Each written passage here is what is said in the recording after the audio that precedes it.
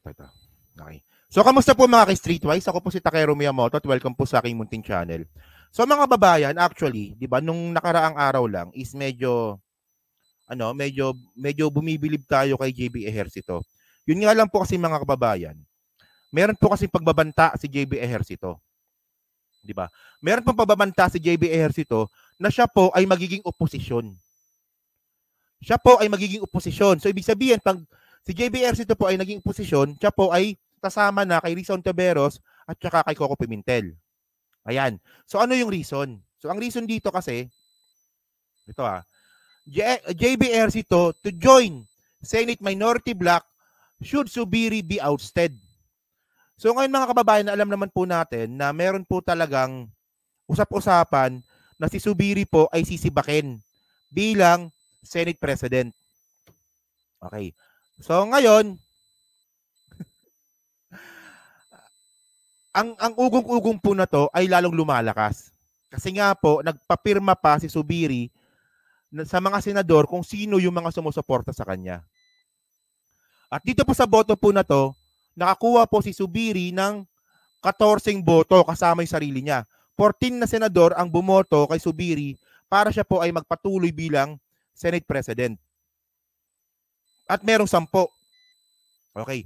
So ngayon, medyo nalungkot lang talaga ako dito kay JB Ejercito na talagang makasubiri talaga siya. 'Di ba? Na siya daw po ay pupunta po sa minority bloc o sa oposisyon ng Senado kapag nasibak daw po si Zubiri. So ngayon, tingnan ngayon natin dito. Ito lang bago tayo mag-continue. Ito Press 1 nga dyan kung sa tingin ninyo si Amy Marcos is pumirma para po mag-continue si Zubiri bilang Senate President. Ayun lang Press 1 lang. Kung si Amy Marcos ba is naniniwala kayo na pabor na maging Senate President pa rin si Mig Zubiri. Yan, sabi ni Danny Reynado. Pero mukhang mali eh. Sige, ito. So sabi dito amid rumors surrounding Senate leadership shake-up, Deputy Majority Leader JB Ejercito has promised one thing, to join the chamber's minority bloc should Senate President Juan Miguel Zubiri be ousted. Kapag pinalitan si Senate President Zubiri, I will be joining the minority, Ejercito simply said in a text message. Yan, so nananakot po si JB Ejercito.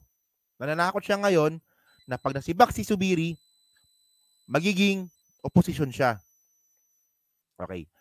So ngayon, ang nangyari dito mga kababayan, okay, ito paano? Ito. Ang nangyari ngayon dito mga kababayan, ang isa sa mga ugong-ugong para pumalit po kay Zubiri bilang Senate President, si Jinggoy Estrada. Natinanggin niya naman. Sabi ni Jinggoy, wala akong alam dyan, ayoko niyan.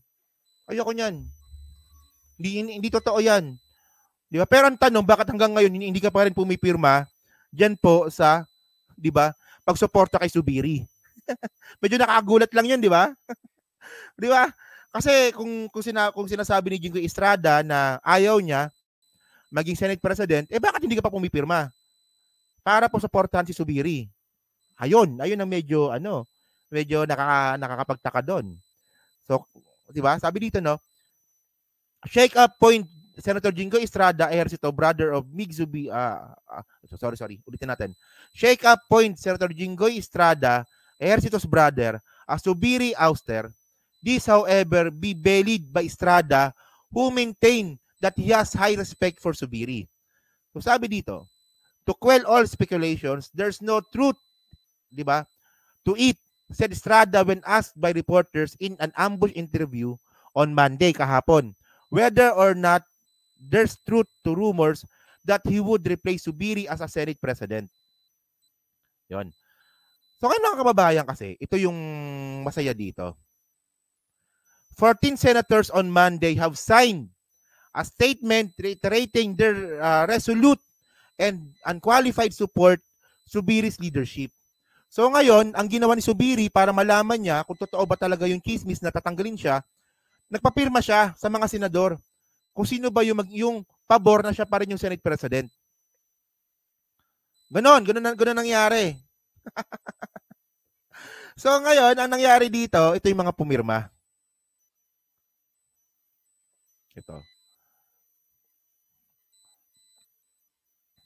Yung mga pumirma po mga kababayan, di ba? Yung mga hindi pa pala pumipirma, sorry. So mga kababayan, ito ngayon yung mga hindi pa pumipirma. Ang gulo ko ngayon. No? Yan, ito yung mga hindi pa po pumipirma para po supportan si Zubiri. So sabi dito, no, apart from Senate Minority Black members Coco Pimentel and Risa Hontiveros, so ibig sabihin nun, meron ng dalawa. So si Risa at saka si Coco Pimentel hindi pa pumipirma. Okay? And then, other lawmakers who did not sign the statement as of posting time, so hanggang ngayon po, ay si Jingo Estrada. Si Jingo hindi pa pumipirma, si Bong Revilla hindi pa pumipirma, si Robin Padilla hindi pa pumipirma, si Francis Escudero hindi rin pumipirma, si Cynthia Villar, si Amy Marcos, Pia Cayetano, at saka si Peter Cayetano. So hanggang ngayon mga kababayan, simula po nung last week, nung binaba po ni Zubiri yung signature, hindi pa rin po pumipirma itong 10 senador na to. So ang tanong ngayon kasi dito mga kababayan, di ba? Ang tanong kasi dito mga kababayan, ano? Kung walang intensyon si Jingo Estrada bilang Senate President, bakit hindi pa siya pumipirma? Ayun ang tanong dito. At medyo interesting din po kasi sa akin, bakit si Amy Marcos hindi pa rin po pumipirma? Oh. Okay. So ito. So ngayon, tinanong ngayon dito si Amy Marcos. Di ba? So dito, ang sabi ni Amy Marcos, di ba? Ito, panoorin nga lang natin, no? Sabi ni Amy Marcos dito. Oh, there's a lot of pressure to change Mitch. But it's all coming from outside the Senate, not within the Senate. Wala naman gusto ng trabaho niya, walang pwedeng trabaho yan. Wala naman gusto ng trabaho niya, walang pwedeng trabaho yan. Wala naman gusto ng trabaho niya, walang pwedeng trabaho yan. Plastic talaga nito ni Super Tae, no? So ngayon, kinumpirma ngayon ni Amy Marcos na meron talagang pressure na palitan si Zubiri. Tapos ngayon, ang sabi ni Amy Marcos, wala naman daw pong gusto ng trabaho ni Zubiri kasi wala daw pong kwenta yung trabaho ni Zubiri. Hindi nga. Hindi nga. Talaga? Walang kwenta yung trabaho ni Zubiri? Talaga? Mga kababayan, kasi ang punto dito, pag kayo senador, hindi pa ba kayo maghahangad para maging Senate President? Di ba? Kasi mga kababayan, kapag ikaw po ay naging Senate President, unang-una, may dagdag sweldo ka.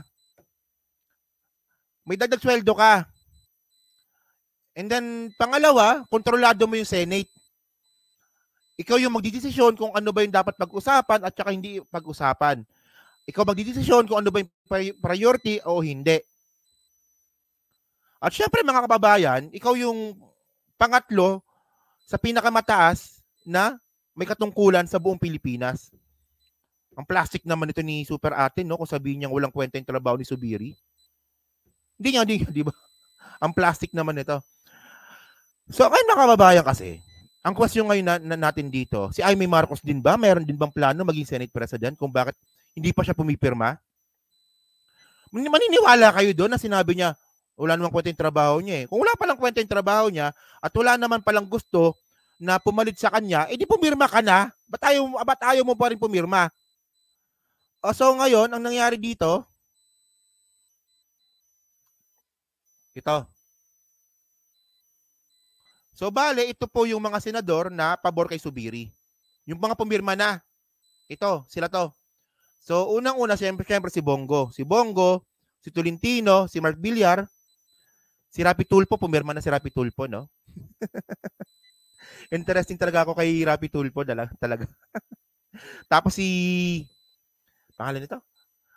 Si Lito Lapid, si Grace Po, si Nancy Binay, si JB Ejercito, Si Angara to, di ba? Si Angara, si Bato, si Loren, si si Villanueva, tsaka si Win Gatchalian. So sila po. Sila ngayon ang pumirma na. So kung makita nyo, 13 yan, bali pang 14 si Zubiri. Siyempre, pipirma niya yung sarili niya. Alam namang hindi, di ba? Tapos ngayon, ito yung 10. Si Robin, si Aimee, si Jinggoy, na talagang nakikismis na papalit kay Zubiri, hindi pa po pumipirma. Di ba? Tapos si Kiss Escudero, si pangalan to? Si yung makapatid na Cayetano, si Bong Revilla, si Cynthia Villar, tapos yung dalawang oposisyon. Yan. So ngayon mga kababayan, malakas talaga yung ugong-ugong ngayon. Malakas talaga. Okay. So ngayon, ang punto kasi dito mga kababayan, kasi nung una okay naman eh. Okay naman yung relasyon ng yung relasyon ng Senate, tsaka ng presidente, tsaka nung House, tsaka ng presidente. Okay naman yung relasyon nila dati. 'Di ba naalala nyo nga, 'di ba, yung Maharlika Fund. Talagang pinush talaga 'yon, 'di ba? Pinush talaga yung Maharlika Fund. Na kahit ako medyo questionable ako doon. 'Di ba? Na-push 'yon.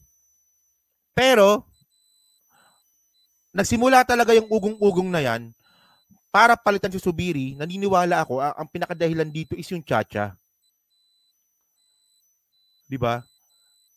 Yung Chacha talaga. Kasi ang plano po talaga ni PBBM is magkaroon po ng plebisito sa 2025. So kasi ang mangyayari kasi nun mga kababayan, once po na binuksan po natin yung Constitution para po sa amendments, magkakaroon po ng eleksyon. So ang gusto po ni PBBM para po makatipid at mas mura yung gagastusin, isama na po yung plebisito sa 2025 election. So tipid yon. So sa hindi lang po nakakaalam, ang mangyayari po kung matutuloy po ito, sa 2025, boboto po tayo ng senador, ng mayor, ng congressman, at meron po sa baba dyan kung yes or no. Kung tayo ba ay pabor sa economic provision o hindi. So ngayon, ito ang gusto po ni PBBM para po makatipid. Yun nga lang po kasi mga kababayan, di ba, dinidelay na naman po ito ni Mig Zubiri. Na-content ko nito kahapon eh, kasi magiging redundant lang ako pag inulit ko lang ulit eh. Di ba?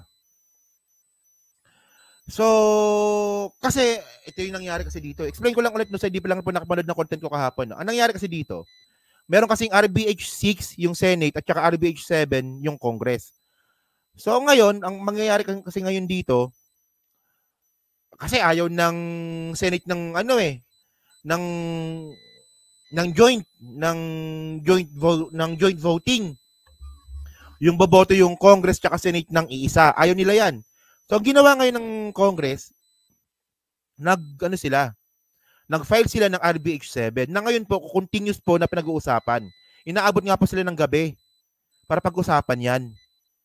Pero ang problema kasi kay Zubiri, na ito nga po yung isa sa mga pinapriority po natin ng administrasyon po na to, dinidelay po ni Zubiri yung hearing.